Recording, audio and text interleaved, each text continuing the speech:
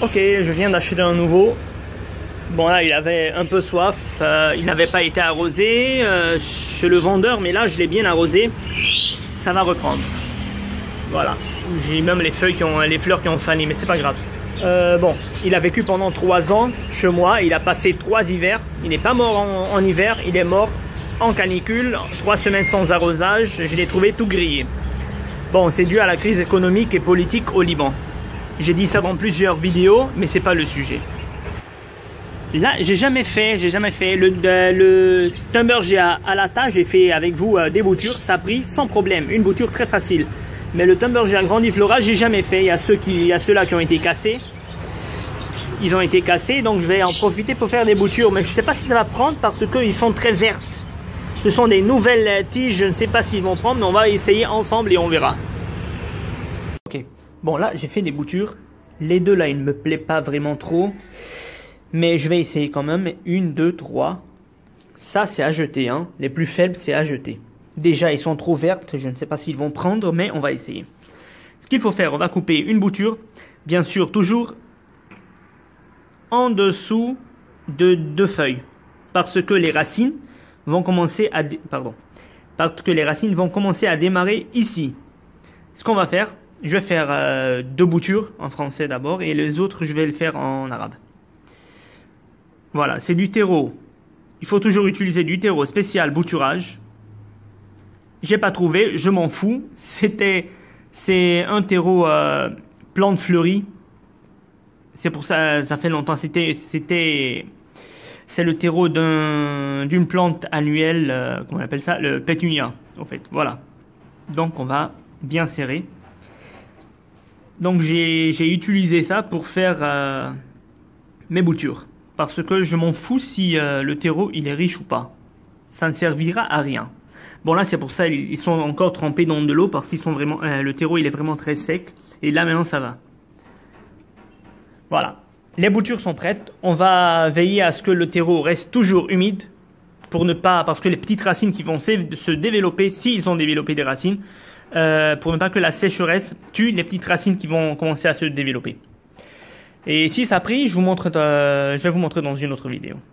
Donc, pour le terreau, toujours utiliser du terreau spécial bouturage. Mais si vous n'avez pas trouvé, écoutez, moi j'ai fait plein... Moi j'utilise toujours du terreau universel parce que je ne trouve pas du terreau spécial bouturage au Liban, donc voilà. Mais là, c'est comme je vous ai dit, hein, c'est un terreau spécial plante fleurie. Et on verra le résultat.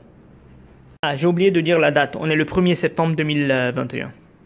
اوكي رجعت اشتريت وحده تمبرجيا الزرقاء لانه هي اللي عندي ماتت. هيدي من وراء الدوله اللبنانيه، من وراء الازمه الاقتصاديه واللي عم بيصير. ما في مازوت، ما في مي، ما في بنزين لنروح نسقي كل جمعه. يلا قلتها بمليون فيديو ما حيرجع اقولها. هلا دبلاني شوي لانه البياع ما كان ساقيها. انا هلا ساقيتها كثير منيح، ساقيتها كثير منيح حترجع تاخذ. هلا اللي بدي اعمله هلا ما ماتت بالشتاء، قلت لكم ضلت مرقت 3 شتويات عليها، ما ماتت بالصيفيه من قله المي. 3 جماع بلا مي شيت لقيتها محروقه خالصه لانه ما عم بيدور السيستم، ما في كهرباء عندي. طيب اوكي.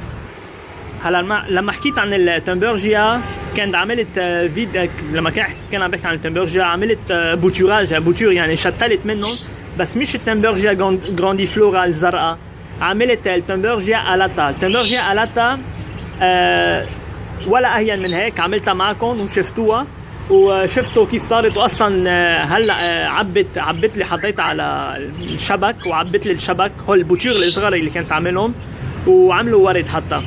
هلا بس ولا مره عامل جرانديفلورا شو اسمه تمبرجيا جرانديفلورا، فحاعملها معكم وبدنا نشوف. بس ما بعرف اذا حتاخد كمان لانه هيدي هلا هول انكسروا معي لما اشتريتها وحطيتها بالسياره. قلت اوكي ما حزتها حجرب شتلهم، بس كتير خضرة كتير خضر لانه هولي تيج جداد ما بعرف اذا حياخدوا، بس حنجرب ونشوف معكم. هلا هولي ما عجبوني كتير، بس حيزرعهم بدي اشوف وبدي ازرع هيدي. هلا جاي وسخين لانه كنت عم بعمل هولي بالفرنسي.